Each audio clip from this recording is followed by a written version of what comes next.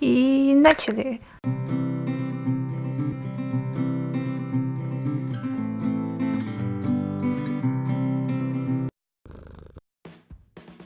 Привет! Это коротенький обзор на прошедший Инктобер, который я не совсем закончила, но, с другой стороны, сделала больше, чем когда-либо. Всегда сосредотачивайся на своих достижениях. В этот раз я закончила 19 дней, разделила их пополам. Один день Дэн и Фил, второй день День Гоголя. Не так эффектно, как я хотела, но окей.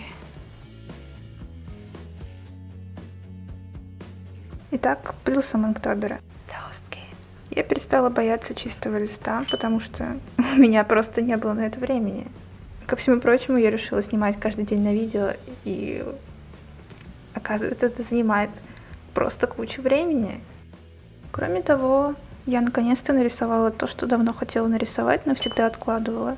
Оказывается, придумать 30 тем для рисования, если тебе не нравятся стандартные, это очень сложно.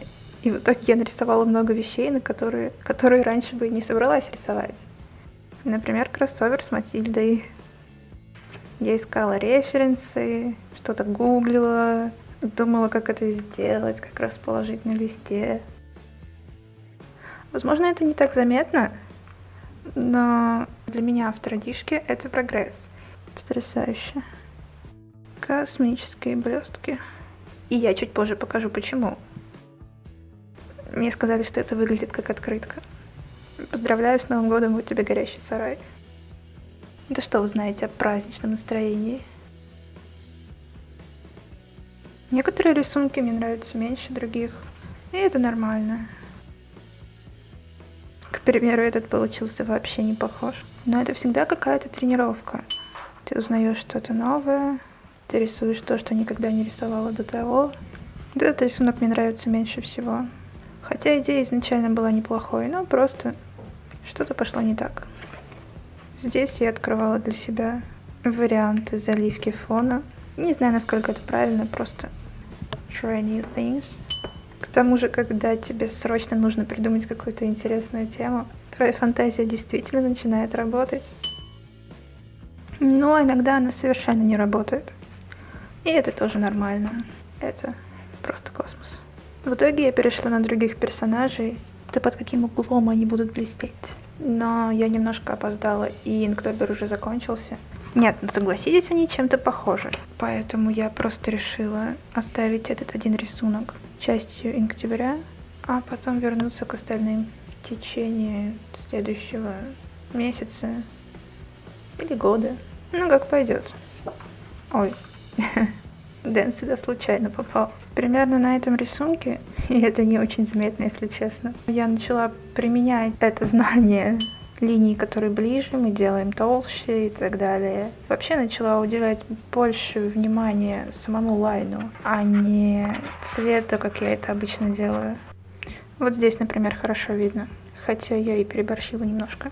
Или здесь. Окей, вот это мой прошлогодний Инктобер. И если некоторые вещи выглядят, так, то что это? Хочу сказать, что на самом деле я весь этот год, вот просто, что это? С Инктобер 2016 до Инктобера 2017 не рисовала тушью вообще. И при этом мой скилл изменился, хотя... Возможно, не очень сильно, но это заметно. И это забавно, потому что я не думала, что если ты качаешь скилл в диджитале, то это сильно отражается на традишке. Я имею в виду в анатомии, да, возможно, но чисто в скилле владения тушью, не знаю, может быть, я просто не использовала логику в тот момент. А в этот раз использовала, да. Оказывается, рисование в диджитале влияет на ваш скилл в традишке. Все влияет на ваш скилл в традишке. Такие дела.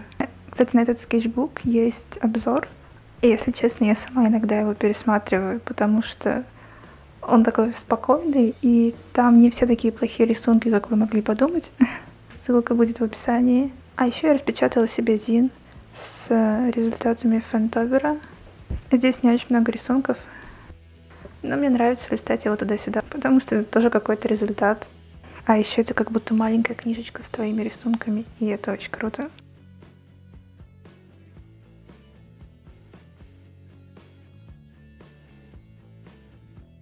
На этом все.